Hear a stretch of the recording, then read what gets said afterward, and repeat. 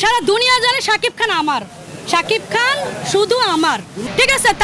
তারা যেভাবে প্রচারণা করছে আর যেভাবে মনে করেন আমাদের সবাই সায় দিছে, তাতে ঈদ ছাড়িয়ে যাবে, তুফান ছাড়িয়ে যাবে, রাজকুমার ছাড়িয়ে যাবে, প্রিয়তমা ছাড়িয়ে যাবে, সবকিছু ছাড়িয়ে যাবে। প্রত্যেকটা হলে দেখবো, ঠিক আছে, প্রত্যেকটা শো আমরা হলে দেখবো। অতএব তার প্রমাণ আমরা দিয়ে দিব, আমরা সাকিবিয়ানরা দিয়ে দিব। এবং ঈদের আমাদের অলরেডি তৈরি হয়ে গেছে রে ভাই, তৈরি হয়ে গেছে।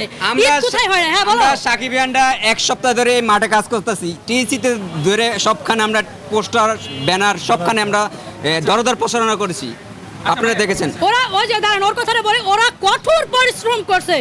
বিজয় ভাইয়া, নাইম ভাইয়া, আরো অনেকে, সবাই মিলে, বড় ভাই আরো কিছু আছে, সবাই মিলে কঠোর পরিশ্রম করছে। শাকিব খানের ছবি বড় বড় ব্যবসায়ীরাও না দেখে, এবং বড় বড় ব্যবসায়ীরা শাকিব খানের পাশে এক সেকেন্ড এভাবে দাঁড়ায় থাকার জন্য এখন হুমড়ি খায়া পড়ে। তার প্রমাণ কিন্তু আপনারাও, ঠিক আছে, তার প্রমাণ আপনারাও, আরো পুরো দেশবাসী সবাই। আমি আর কি বলবো ভাই, মানে শাকিব খানের শাকিব খানকে যারা নিয়ে একটু ছোটখাটো কথা বলে, তাদের মেন্টালিটি খারাপ প্রথমত। দ্বিতীয়ত হলো তারা উকি ভাবতেছে ছবি দেখবো, মুখে বলতে পারতেছি না, মানে ওই যে কি যেন বলে, পেটের ভিতরে মুখে লাজ, আর কি, এরকম একটা অবস্থা।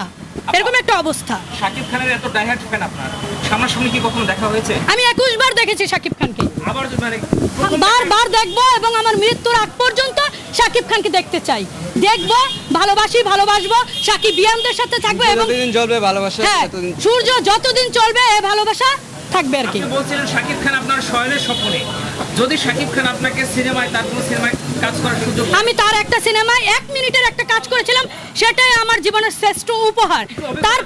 তারপরেও যদি আমি পরবর্তীতে কাজ করতে পারি, সেটা তো আল্লাহর শুকরিয়া আমার কাছে।